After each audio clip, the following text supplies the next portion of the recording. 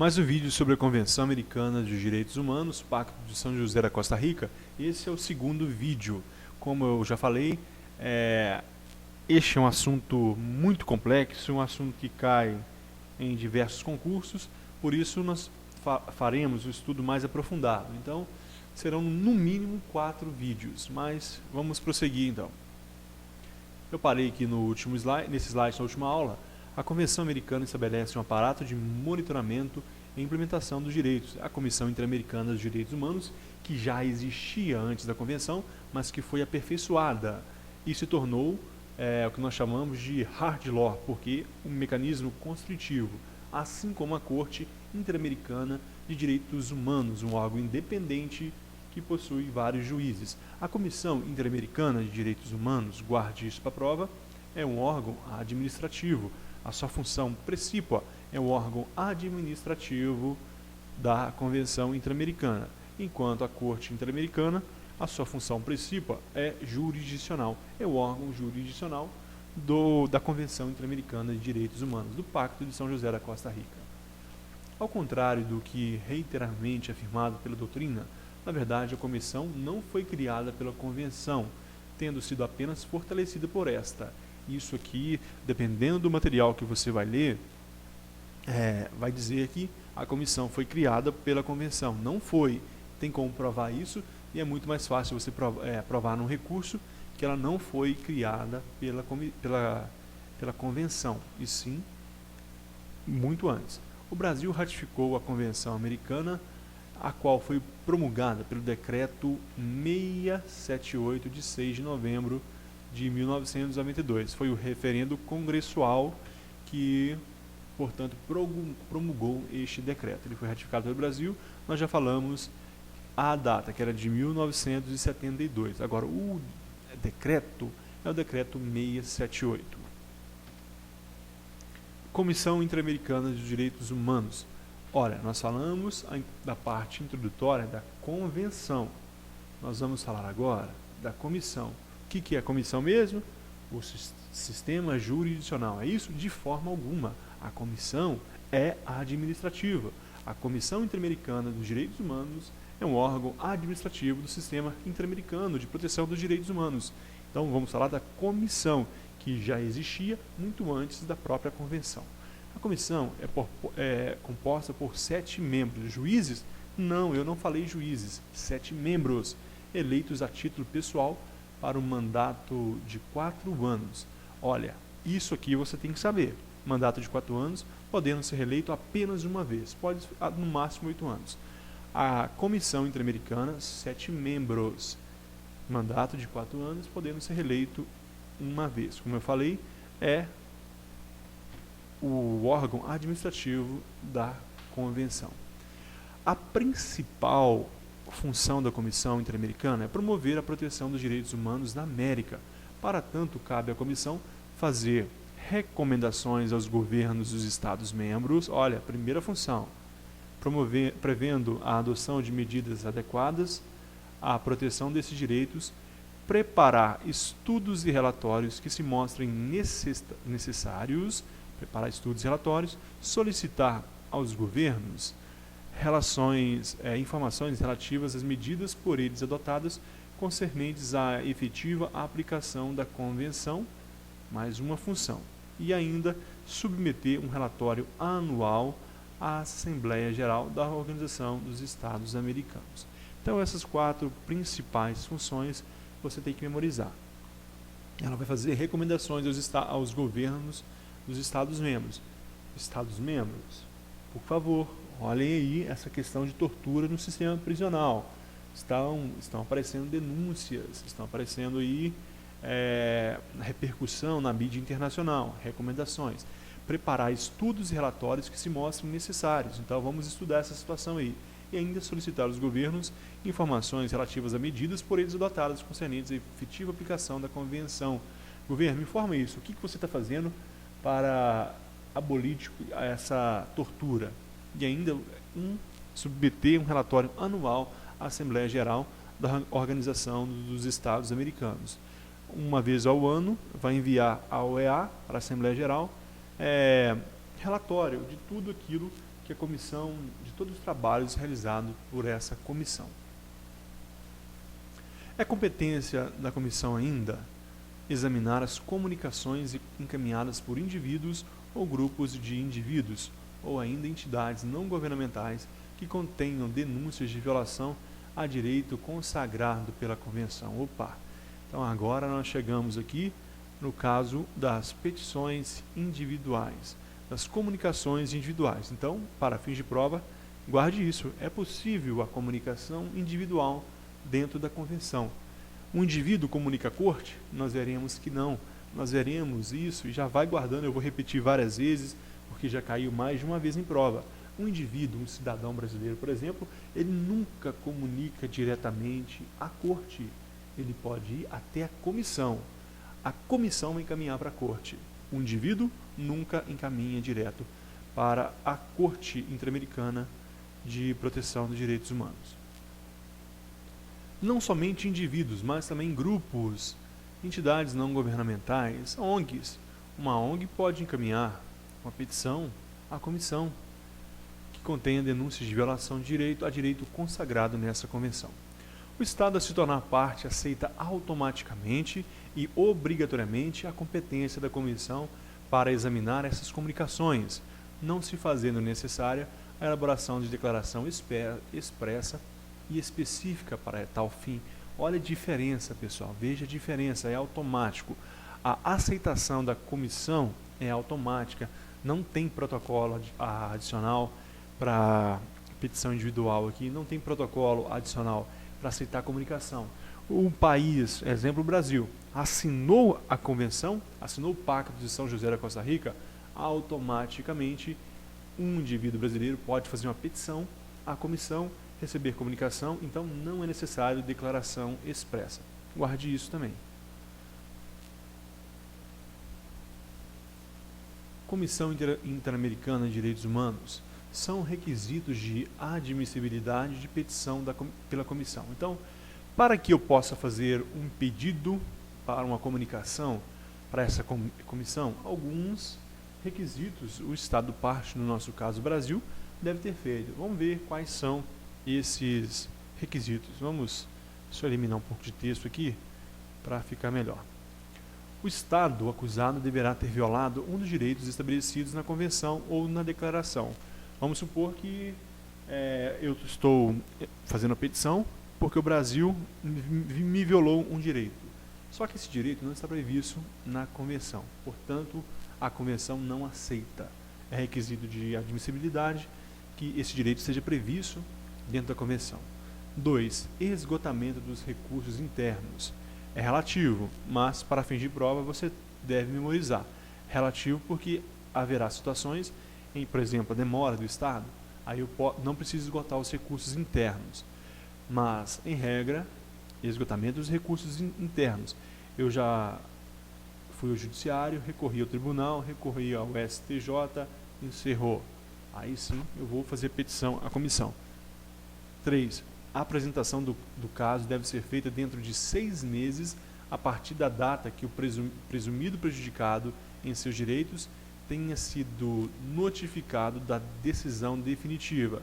O STJ disse: não cabe a minha alegação, não sofri violação. Então tenho 6 meses para fazer petição na comissão. Passados 6 meses, está prescrito o prazo.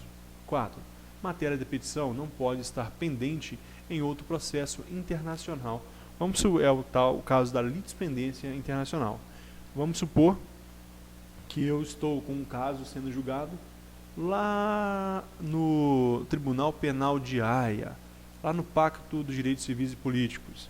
O que ocorre não será julgado pela comissão. Se ele está pendente em outro processo internacional, não cabe então a comissão não vai acolher esse meu pedido. E 5. A petição deve narrar com precisão os fatos e deve ser acompanhada dos meios de provas necessários. Não pode ser uma petição confusa, deve ser preciso os fatos, não pode ser nada obscuro, não pode haver matéria confusa, deve ser, eu sofri tortura nesse dia por tal funcionário e ainda os meios de provas, testemunhas, filmagem, fotos, boletim de ocorrência, a declaração do médico, legista, do perito. 6. Deve constar da petição nome, a profissão, o domicílio e a assinatura do peticionário. Tranquilo esses 6. Então esses 6 aqui são requisitos de admissibilidade. Sem eles, se um deles não estiver de acordo, a comissão não vai acolher esse pedido para solucionar ou tentar uma solução amistosa ou encaminhar à corte. Dando continuidade, a comissão, ainda nos requisitos de admissibilidade, qualquer pessoa em representação pessoal ou de terceiro, bem como as organizações não governamentais, possui legitimidade para peticionar perante a comissão. Eu tirei isso do slide anterior e trouxe aqui destacado. Eu disse qualquer pessoa, não precisa ser cidadão pleno, uma pessoa alguém que está com seus direitos políticos suspensos. Ele pode fazer um pedido? Pode, em representação pessoal ou de terceiros. Eu posso fazer uma petição em nome da minha mãe, em nome de um amigo, bem como as ONGs, organizações não governamentais. Todos possuem legitimidade para pedir perante a comissão, para encaminhar uma denúncia perante a comissão. Feito o exame do caso, a comissão buscará a solução amistosa. Isso aqui já caiu mais de uma vez em prova. O primeiro objetivo da comissão é a solução pacífica desses conflitos. É uma solução amistosa. Se alcançado o acordo, será elaborado o informe que será transmitido ao peticionário, ao Estado parte, sendo comunicado posteriormente à Secretaria da Organização da OEA para publicação. Não sendo alcançado o acordo, a comissão redigirá um relatório com os fatos e as conclusões pertinentes ao caso e, eventualmente, recomendações ao Estado parte, sendo certo que este terá o prazo de 3 meses para cumprir as recomendações feitas. Este aqui, então, portanto, é o primeiro passo. Então, vamos entender como funciona. Primeiramente, a comissão recebeu uma petição. Tortura. Ela vai olhar, vai comunicar, vai fazer um relatório, vai tentar uma solução amistosa. Beleza, conseguiu, o Estado se comprometeu a pagar a indenização lá de R$200 mil e ainda de tentar acabar com essa tortura dentro de seu Estado. Perfeitamente, alcançou. Não alcançou, ele não aceitou o valor da indenização e o Estado também não demonstrou boa vontade. Será feito um relatório e com os fatos e as conclusões, a comissão vai observar sua conclusão. Ela concluiu que não houve a tortura, ou ela concluiu que houve a tortura. Então, ela vai, eventualmente, enviar recomendações ao Estado parte para que em 3 meses, cumpra essa recomendação. Essa recomendação pode ser uma decisão sobre um pagamento de indenização, ou pode ser outra de outro caráter.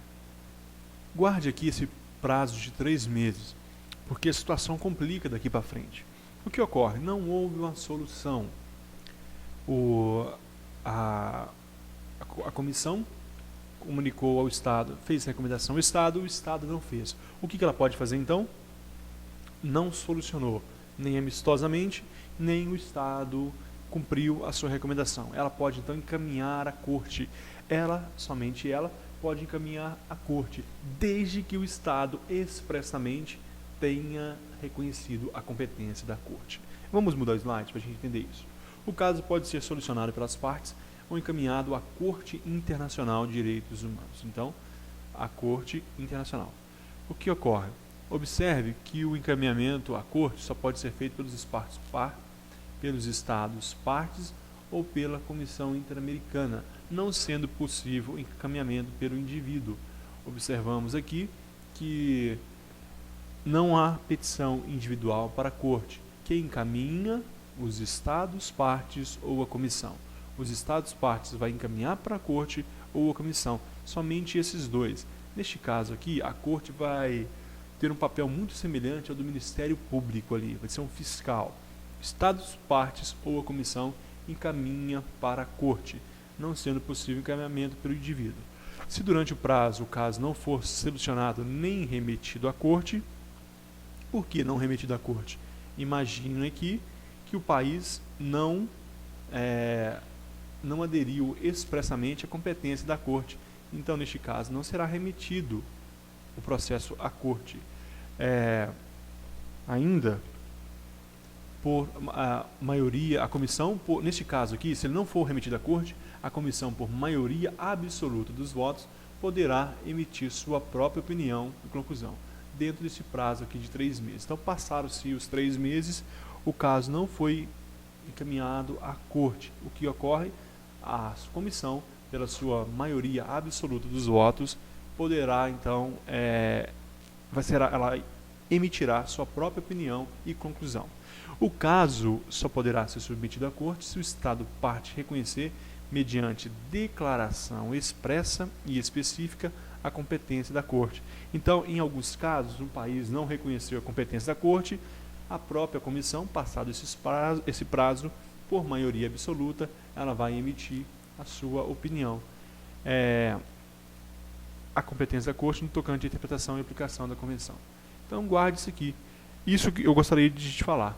Lembra que eu te disse que a comissão, o país que aderir ao Pacto de São José da Costa Rica, a Convenção Interamericana de Direitos Humanos, ele obrigatoriamente, ele também estará sujeito à comissão. Agora, a corte não. Para a corte, ele deve reconhecer expressamente. Comissão não precisa reconhecer expressamente. Agora, a corte, ele precisa, sim, reconhecer expressamente a sua competência.